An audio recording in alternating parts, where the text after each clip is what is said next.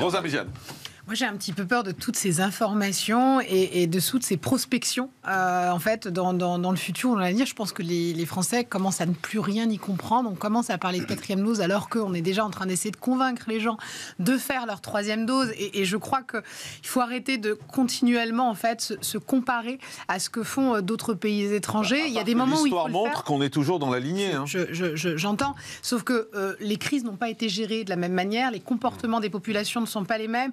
Et honnêtement, moi, je pense juste aux gens lambda qui allument leur télé, qui ont tellement en fait d'informations et d'injonctions contradictoires que c'est compliqué d'y voir clair. Et sincèrement, d'une chaîne à une autre, voire parfois d'un plateau à un autre, vous avez un médecin différent qui vous dit totalement le contraire. Donc franchement, pour y voir clair, c'est compliqué. Ça, je vous confirme. Donc, vous avez tout à fait raison. Ça, c'est le premier constat. En réalité, on a compris quand même que le vaccin nous avait permis de moins encombrer les hôpitaux. Vous aviez un débat intéressant tout à l'heure sur la question en fait du service public. Et aujourd'hui, je crois en revanche que ce gouvernement a quand même entendu ce besoin de service public. On ne peut pas dire que rien n'a été fait. Je ne crois pas d'ailleurs que c'était le discours de l'avocat qu'on a eu tout à l'heure. Donc oui, il y a des choses qui ont été faites.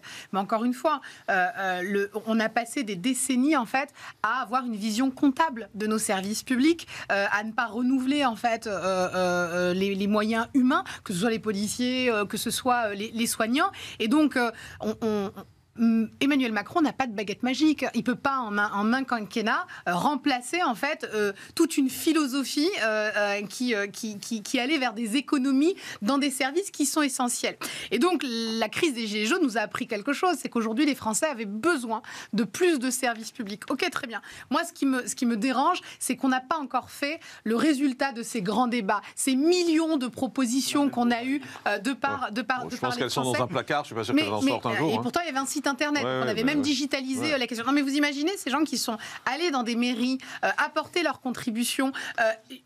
Tant qu'on ne prendra pas en fait le temps de se dire ok, que veulent les Français? Si c'est plus de services publics, sur quoi on renonce en fait en parallèle? Et je crois qu'il est peut-être temps, en tout cas la société a envie en fait de construire une meilleure société. Sauf que on se retrouve en fait avec des combats de comptables. Vous, quand la droite était au pouvoir, vous avez éliminé ça, vous avez fait telles économies. Vous, la gauche, faut dépasser ces clivages-là. Aujourd'hui, la situation elle est ce qu'elle est. Qu'est-ce qu'on fait en fait pour les 5, 10, 15, 20 prochaines années? Je crois qu'il est plutôt là le débat.